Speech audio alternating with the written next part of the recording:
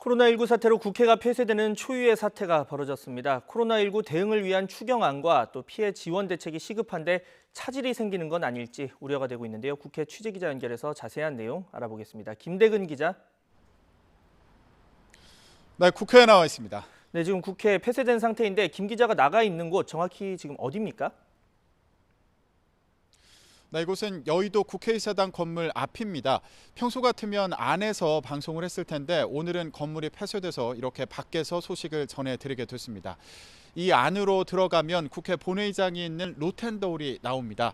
그리고 각 당대표실 그리고 원내대표실 그리고 당직자들이 일하는 사무실이 있는 곳입니다. 그리고 한층 내려가면 기자회견을 하는 정론관 그리고 기자실이 모여 있습니다. 그런 만큼 평소 같으면 이곳을 통해서 많은 사람들이 오갈 텐데 지금은 이렇게 한산합니다. 문도 굳게 닫혀 있고 잠겨 있고요. 건물을 통제한다는 표시만 이렇게 붙어 있습니다.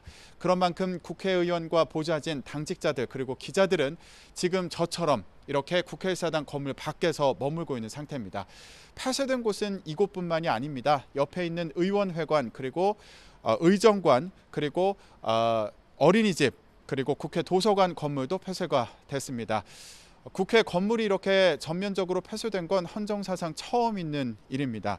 건물 안에서는 어제 저녁 6시부터 방역 작업이 진행됐습니다. 효과를 보기 위해서는 24시간 동안 출입을 통제해야 돼서 건물은 내일 아침 9시에 다시 개방될 예정입니다.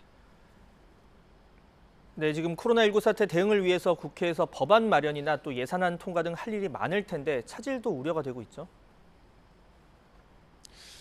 네, 코로나19 사태 대응하기 위해서 국회의 역할이 중요한데요. 관련해서 어제 오후에 본회의가 예정돼 있었는데 연기됐습니다. 그런데 또 이렇게 건물이 폐쇄되면서 오늘도 본회의는 열릴 수 없는 상황입니다. 이 본회의에서는 여야가 구성하기로 합의한 코로나19 대책특별위원회 구성안을 처리할 예정이었습니다. 하지만 처리하지 못하는 상태고요. 그리고 앞서 보건복지위원회를 통과한 검역법 등 이른바 코로나 3법의 처리도 예상이 됐는데 미뤄진 상태입니다.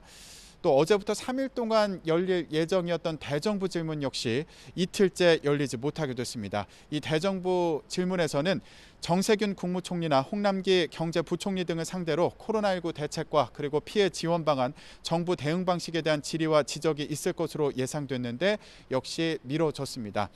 지금 또 시급한 게 코로나19 관련 추가 경정 예산인데요. 더불어민주당은 오늘 아침 이 문제 등을 논의하기 위한 긴급 당정협의회를 열었습니다. 국회 건물이 폐쇄된 만큼 길 건너편에 있는 당사에서 진행이 됐습니다. 이 자리에서는 추경안과 마스크 공급 문제 등이 논의가 됐습니다. 네, 내일 건물을 개방하면 앞으로 이 국회 일정 계획대로 진행될 수 있겠습니까? 네, 이 얘기를 하려면 건물이 왜 폐쇄됐는지를 먼저 짚어봐야겠는데요. 지금 제 뒤로 보이는 건물, 저 건물이 의원회관입니다. 국회의원들의 사무실이 있는 곳인데요. 저곳에서 지난 19일에 있었던 토론회가 문제가 됐습니다. 이 토론에 참석했던 하윤수 교총회장이 이후에 코로나19 확진 판정을 받은 겁니다. 이 자리에는 미래통합당 심재철 원내대표, 곽상도 의원 그리고 전희경 의원이 참석했습니다. 이렇다 보니까 국회 감염 우려가 제기된 건데요. 의원들은 어제 감염 여부를 확인하기 위한 검사를 받았습니다.